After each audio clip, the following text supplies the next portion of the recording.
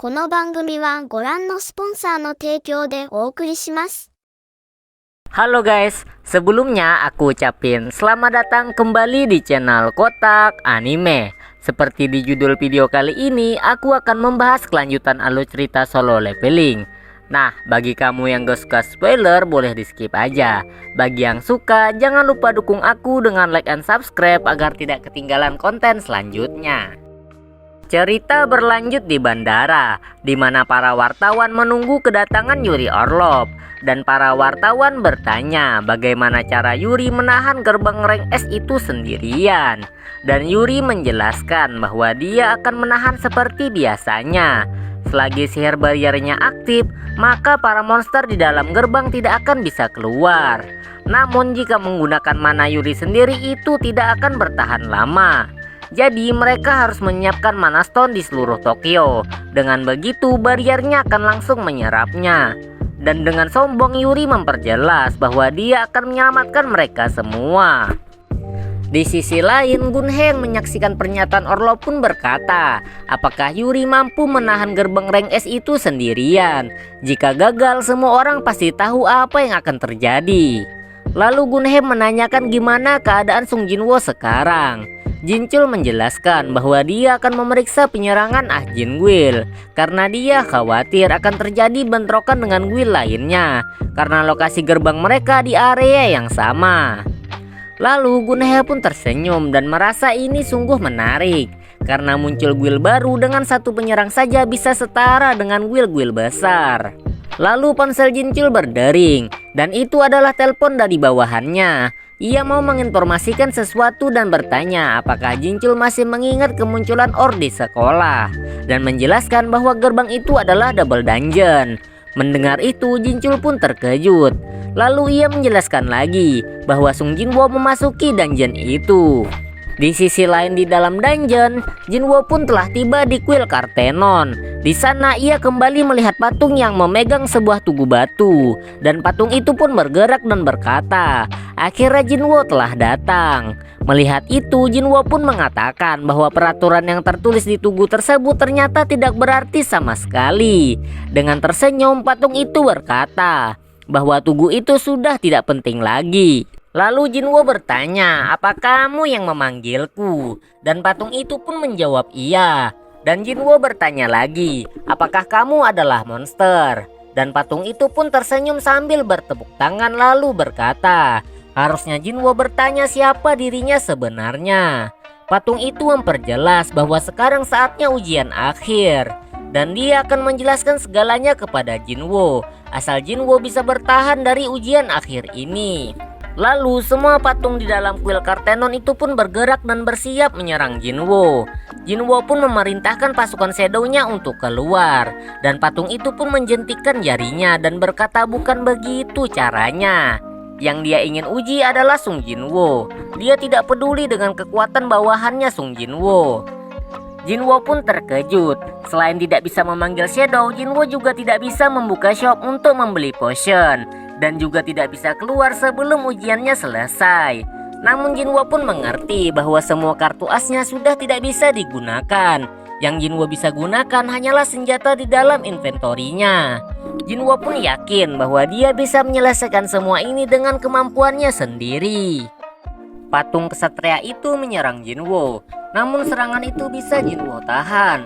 Lalu Jinwoo mematahkan pedangnya dan melemparnya ke patung satria itu. Setelah pedang itu kena telak, Jinwoo pun menerjang pedang itu. Patung kesatria yang lain kembali menyerang Jinwoo.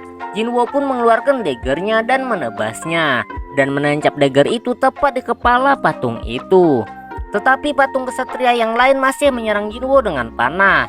Namun panah itu bisa Jinwoo tebas menjadi dua dan ditendang sampai mengenai patung itu tepat di kepalanya. Lalu Jinwoo pun berpikir bahwa ini adalah momen yang sudah dia tunggu-tunggu. Melihat kemampuan Jinwoo, patung itu pun tersenyum dan berkata bahwa dengan tubuh manusia saja kemampuan Jinwoo sudah lumayan. Dan dia mengagumi perkembangan Jinwoo yang luar biasa. Dan di sisi lain, Jinwoo yang dikeroyok oleh patung-patung itu pun berpikir bahwa patung-patung itu memanglah kuat. Tetapi Jinwoo yakin bahwa dia bisa menyelesaikannya. Lalu patung itu pun kembali tersenyum dan berkata bahwa ini terlalu dini untuk menyelesaikan ujian akhir. Lalu Jinwo pun terkejut karena patung nyengir yang sangat besar itu pun bergerak. Dan patung itu pun berkata saatnya menyembah sang dewa. Di sisi lain di Asosiasi Hunter, Matsumoto Shigeo selaku Presiden Asosiasi Jepang menemui Gunhei sambil menyerahkan surat keterangan kepemilikan energi stone dari Pulau Jeju. Sebagai ganti ia menyewa Sung Jinwo. Gunhei pun tersenyum dan berkata bahwa sayang sekali karena Jinwo bukan anggota Asosiasi Hunter. Namun Matsumoto mengetahui hal itu. Hanya saja Jinwo itu orang Korea. Jadi satu-satunya jalan untuk menghubungi Jinwo ialah melalui asosiasi. Dan Matsumoto memperjelas bahwa dia tidak menyuruh Jinwo untuk melakukan sesuatu, hanya saja untuk meminta peruntunan darinya. Gunhei pun berpikir kenapa Matsumoto memberikan jumlah stone yang sangat besar hanya untuk peruntunan dari Jinwo. Karena tidak adanya Goto Ryuji, sangat mustahil untuk menghentikan gerbang rank S yang ada di Jepang. Lalu Gunhei pun berkata bahwa ayo kita berbicara berdua saja tanpa translator. Matsumoto pun menegaskan apakah Gunhei bisa berbicara bahasa Jepang. Dan Gunhei pun mengatakan bahwa dia bisa berbahasa Jepang karena ayahnya sering melakukan perjalanan bisnis ke Jepang. Setelah para translator keluar, Gunhei pun menegaskan bahwa jika Matsumoto sedang melakukan tipu muslihat, sebaiknya dihentikan sekarang juga. Matsumoto bertanya, "Apa maksudmu?" Gunhei pun menjelaskan bahwa dia mendengar rumor kalau Matsumoto berusaha mengambil alih Draw Sword Guild. Matsumoto pun berdiri menghentak meja dan berkata, "Bagaimana mungkin?" Lalu Gunhei menjelaskan bahwa Draw Sword Guild menolak dana bantuan dari asosiasi karena beritanya Draw Sword menerima dana dari pemerintah. Dan menurut Gunhei, Draw Sword adalah domba yang dibesar-besarkan oleh Asosiasi Hunter Jepang. Dan memang sebelumnya memang sangat mudah untuk menggerakkan Hunter Rank S seperti Goto Ryuji. Tetapi sekarang tidak begitu. Karena dengan jatuhnya guild Draw Sword, para guild lain sibuk menutupi kekuatan yang hilang dan asosiasi menjadi sangat lemah. Dan jika tidak bisa menahan gerbang rank S kali ini, tanggung jawab itu semua akan ditanggung penuh oleh Matsumoto Shigeo. Matsumoto pun terlihat sangat ketakutan. Lalu Gunhei pun memperjelas bahwa tanggung jawab Draw Sword kehilangan Goto Ryuji, tanggung jawab atas kelalaian dalam mengatur guild negara, tanggung jawab atas perbuatan liciknya, itu semua akan ditanggung penuh oleh Matsumoto. Lalu Gunhei mengeluarkan Black Box. Melihat itu Matsumoto pun terkejut. Dan Gunhei berkata bahwa Black Box ini didapat dari Transceiver Matsumoto. Dan ini adalah alat yang digunakan oleh Goto Ryuji dan teman-temannya. Dengan emosi yang meningkat, Gunhei menegaskan Matsumoto pikir dia tidak mengetahui semuanya, niat dan rencana yang dilakukan Jepang sebelumnya di Pulau Jeju. Dan jika publik mendengar ini, semua orang pasti akan sangat marah terhadap Matsumoto. Gunhei yang emosi menggenggam Black Box itu sampai hancur. Lalu Gunhei berkata bahwa dia tidak sekejam itu sampai membocorkannya ke publik. Ini tidak demi satu negara, tetapi mungkin saja membuat seluruh Asia dalam bahaya. Dan Gunhei menegaskan bahwa Matsumoto seharusnya berterima kasih kepada Sung Jinwo. Dan di sisi lain di dalam kuil Kartenon, Jinwo masih bertarung melawan para patung kesatria itu. Dan Jinwo berpikir bahwa mereka semua tidak ada habisnya. Lalu Jinwo menyadari bahwa patung nyengir itu mau menyerangnya. Jinwo pun sadar bahwa sudah terlambat untuk dia menghindar. Lalu Jinwo pun menggunakan skill Domination Touch untuk mengangkat beberapa patung itu. Sesaat sebelum laser patung nyengir itu mengenai Jinwo, Jinwo sempat menggunakan patung kesatria itu sebagai tameng dari hantaman laser itu. Setelah itu, skill Jinwo berevolusi menjadi skill Moner Authority. Tetapi patung kesatria itu tidak sanggup menahan hantaman laser itu. Di saat terakhir, Jinwo berhasil menghindarinya. Dan Jinwo merasa bahwa serangan itu sangatlah berbahaya. Jika terkena serangannya, dengan kemampuan Jinwo saat ini pasti akan sangat fatal. Dan Jinwo merasa bahwa dia harus menangani yang satu ini dulu.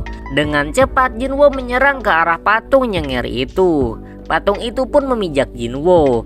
Dengan tersenyum dia merasa bahwa Jinwo terkena pijakan itu. Tetapi dengan cepat Jinwo menyerangnya lagi. Jinwo menggunakan skill speed bersamaan dengan Monarch Authority dan menyerang patung nyenger itu dari titik butanya. Patung itu menyerang dengan lasernya, tetapi serangan itu tidak bisa menjangkau Jinwo. Sesaat saja Jinwo sudah berada di dekat lehernya. Jinwo menggunakan skill kritikal tebasan penghancur dan menebas patung itu bertubi-tubi. Jinwo terkejut, Demon Dagger miliknya yang bisa menebas segalanya hanya memberikan goresan kepada patung yang ngeri itu. Dan Jinwo pun berpikir jika tidak bisa dipotong maka akan dia hancurkan. Lalu Jinwo menyerang ke arah retakan itu dan menyerangnya sekuat tenaga sambil berkata hancurlah. Setelah terkena itu, keseimbangan patung itu pun mulai goyah. Dan Jinwo menggunakan semua kekuatan level 103 miliknya di pukulannya itu. Dan akhirnya patung nyenger itu pun terhempas ke lantai kuil Kartenon. Setelah itu para patung kesatria yang lain mencoba menyerang Jinwo. Jinwo pun menggunakan skill Monarch Authority kepada patung itu. Dan patung itu pun lumpuh seketika. Jinwo pun berpikir bahwa pertarungan ini membuatnya menjadi semakin kuat.